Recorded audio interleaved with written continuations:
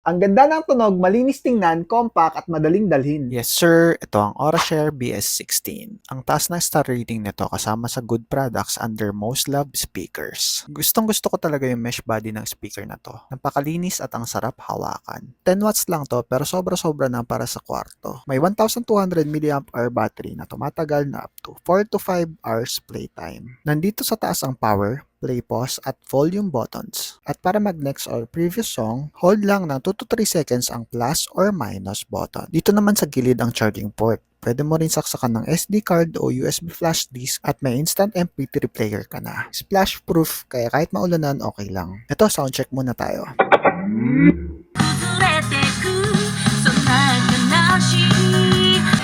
He was a boy, she was a girl. Can I make it?